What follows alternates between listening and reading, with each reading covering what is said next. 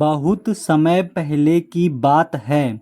उत्तर भारत के एक छोटे से गांव शांतिपुर में एक सुंदर सीधी सादी और बेहद समझदार गाय रहती थी जिसका नाम था लाली।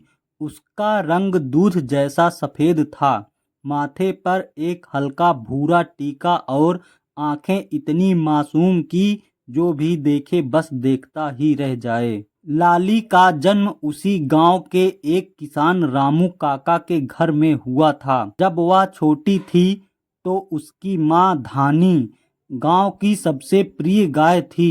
धानी से पूरा गांव प्यार करता था और जब लाली ने जन्म लिया तो गांव में मानो कोई त्योहार सा मन गया। लाली को बचपन से ही खास प्रेम मिला। बच्चे उसे चारा खिलाते, बुजुर्ग उसके गले में माला डालते और औरतें उसकी आरती उतारती। वह भी किसी को निराश नहीं करती। दूध ऐसा देती थी जैसे उसके भीतर दया और सेवा का अमृत बहता हो। एक दिन गांव में भारी तूफान आया। चारों तरफ अफरा तफरी मच गई। कई घरों की छतें उड़ गई, खेत पानी में डूब गए। उस रात बिजली चली गई थी और अंधेरे में रामू काका का छोटा सा बेटा मुन्ना गायब हो गया। पूरा गांव खोज में लग गया लेकिन कोई पता नहीं चला।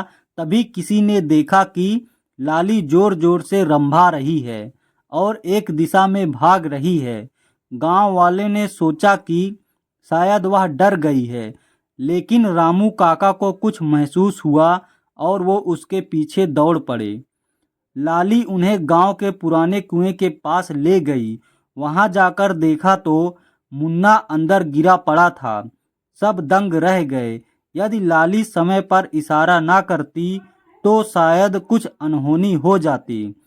उस दिन के बाद गांव वालों ने उसे सिर्फ गाय नहीं, गौ माता कहना शुरू कर दिया। गांव में एक पुराना शिव मंदिर था जहां पर हर सुबह एक घंटा बजाया जाता था।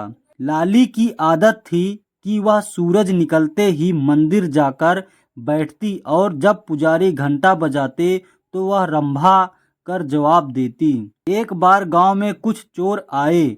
उन्होंने सोचा कि मंदिर से कुछ कीमती सामान चुराया जाए। रात को वे चुपचाप मंदिर में घुसे, लेकिन जैसे ही वे अंदर पहुंचे, लाली जो पास ही सो रही थी अचानक उठी और जोर जोर से रंभाने लगी। उसकी आवाज सुनकर गांव वाले जाग गए और चोरों को पकड़ लिया गया। समय बीता, लाली बूढ़ी होने लगी।